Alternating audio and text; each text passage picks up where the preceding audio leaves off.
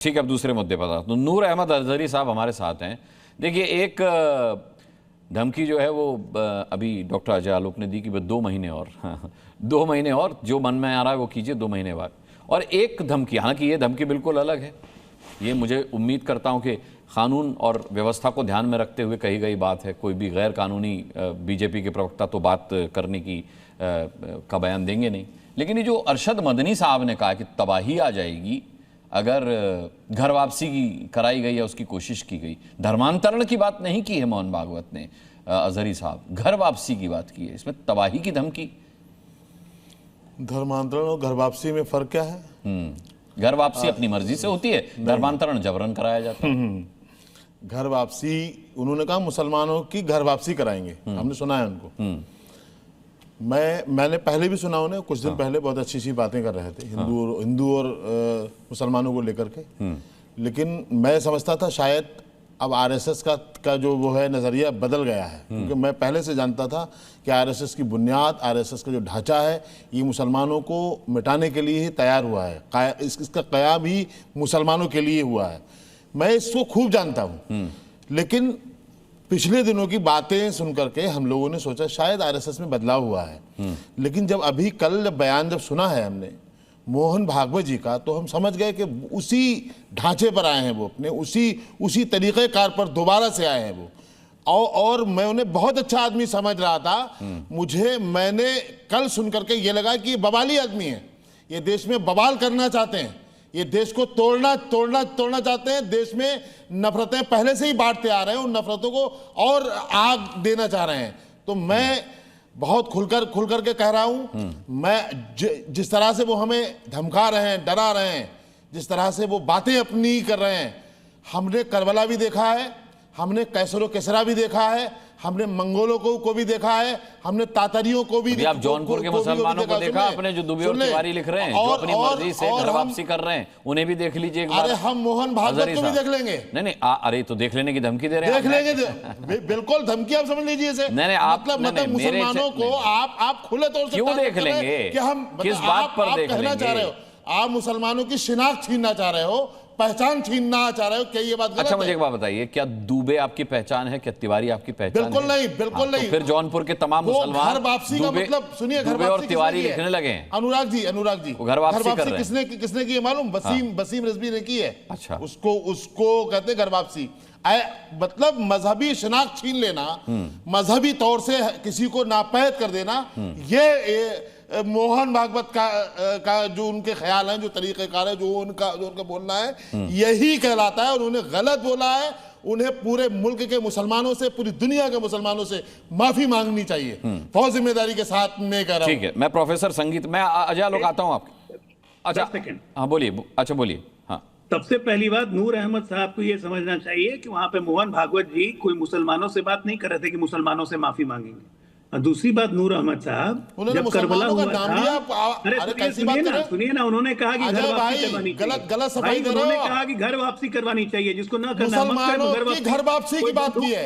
अरे 1 मिनट सुन लीजिए, उसके बाद आप पे चिल्लाइएगा मुझे। उन्होंने घर वापसी की बात कही, जिसको नहीं करना ना करे। बंदूक की जोर पे तो घर वापसी करवा नहीं रही है, तलवार की धार पर। हाँ, तलवार की धार पे आपके पूर्वजों ने जरूर किया। आप अपने और आप करबला की बात कीजिए मत, क्योंकि जब करबला हुआ था, मुसलमान बोल दे तब आप क्या बात है भाई? आप अपने धार्मिक प्रोग्रामों में कुछ भी बोलो, तलवारें दिखाओ, तलवारें बांटो, मुसलमानों को मतलब धर्म संरक्षण के नाम से मुसलमानों को कुछ भी करो, मुसलमान कह गए। अरे नूर अहमद साहब सुनिए ना, लगातार बोलिएगा तो जवाब कर रहा है ये साहब, लगातार बोलिएगा तो कैसे जवाब दीजिएगा? क्या चाहते हो?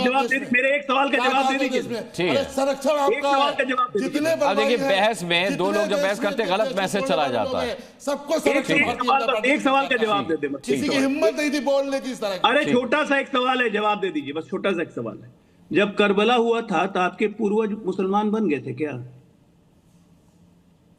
हिंदू ही थे ना जब करबला हुआ था? तो करबला आपने कहा भाई, अरे तलवार की नोक पे आपके पूर्वज मुसलमान, तलवार की नोक तलवार की नोक नहीं दिखा रहा है, जिसको भारत में हिंदू ही नहीं होता, वो कर रहा है। ये इस्लाम का तरीका ही नहीं है जो आप बोल रहे हो। और जंगों में तलवार आपने भी दिखाई है, हमने ही नहीं। नहीं, अरे तो भाई, मैं जंग- तो कह रहा हूं कि आपके जिस दौर में पूर्वजों पे जो हथियार रहे, वो तलवार इस्तेमाल रखते इनको हुए। मुसलमान बना दिया था। करबला आप लोग को पूर्वजों ने नहीं देखा, जब करबला अरे हुआ था भाई, तो करबला भारत ठीक है। भारत का हिस्सा नहीं है। करबला करबला ठीक है, संगीत रागी। करबला संगीत रागी आपके सामने है। संगीत रागी मोहन भागवत को कह रहे हैं कि मुसलमानों से माफी मांगनी चाहिए घर वापसी की, जो उन्होंने बात कही है। संगीत रागी। मोहन भागवत जी उन हिंदुओं के से अपील कर रहे हैं जो डर से, भय से, बलात्, लोभवश किसी समय पर हमारे पूर्वज जो थे वो मुसलमान बन गए थे।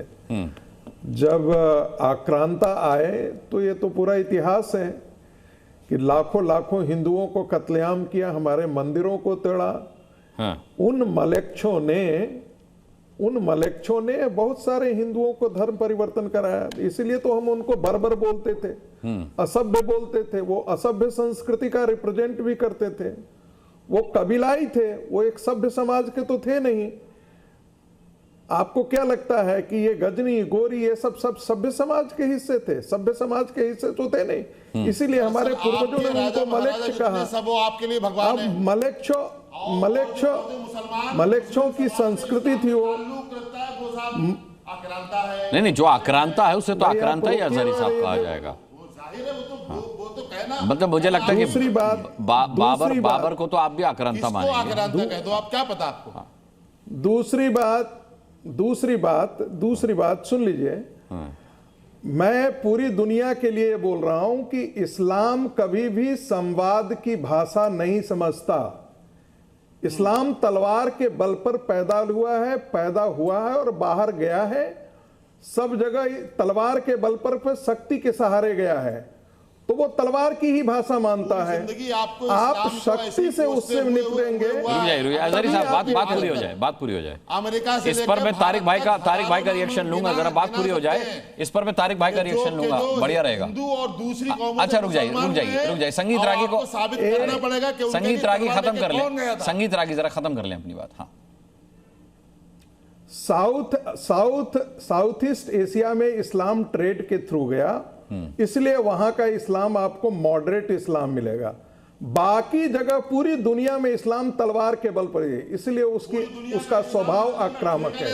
ये बहावी, देवबंदी, ये सारे और कोई मुसलमान बोल दे इस बात को, आप फिर इनसे आप संवाद करेंगे। क्या करोगे?